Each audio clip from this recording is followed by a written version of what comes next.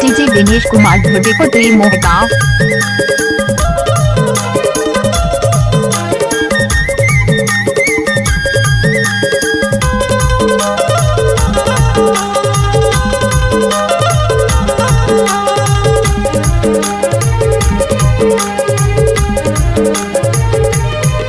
माया जान के बेला मोले माया के छैहा माया जान के बेला मोले माया के छैहा माया जान के आजा भाई हम दोनों मजा उड़ाबो आजा भाई हम दोनों मजा उड़ाबो कुछ भरोसा जिंदगी के नहीं हाँ माया जान के बेला मिले मके छैहा माया जान के बेला मिले मके छैहा माया जान के। डीजे दिनेश कुमार धोटे को त्रि मोहगांव।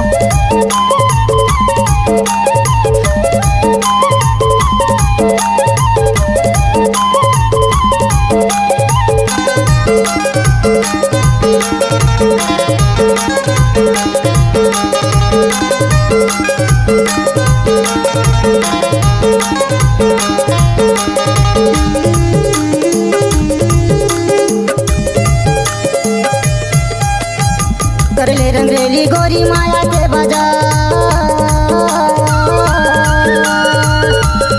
कर ले रंगरेली गोरी माया के बाजार कोला ते माया करबे चला है हजार माया जान के बेला मोले माया के छैहा माया जान के बेला मोले माया के छैहा माया जान के। डीजे दिनेश कुमार धोटे को त्रि मोहगांव।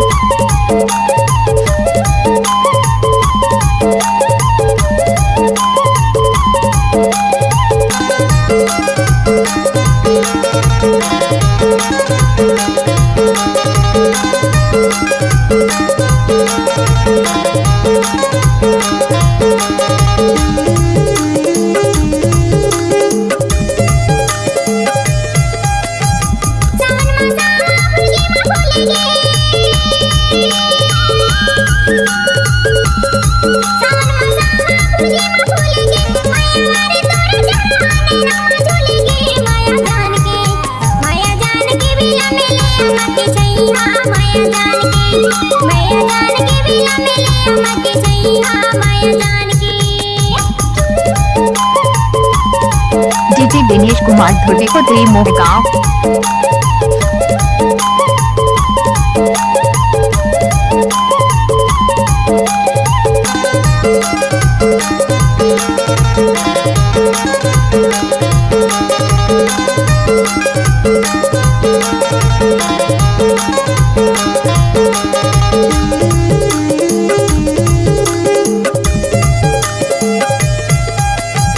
तोला दिखेला नैना गातर से तोला दिखेला नैना गातर से कैरी माता देह सावन भुइया में बारी से माया जान के बेला मोले माया के छैहा माया जान के बेला मोले माया के छैहा माया जान के आजा भाई हम दोनों मजा उड़ाबो आजा भाई हम दोनों मजा उड़ाबो कुछ भरोसा जिंदगी के नहीं हाँ माया जान के बेला मिले मके छैहा माया जान के बेला मिले मके छैहा माया जान के। माया जान के बेला मोले माया के छैहा माया जान के बेला मिले मके छैहा माया जान के। माया जान के बेला डीजे दिनेश कुमार धोटे को त्रि मोहगांव।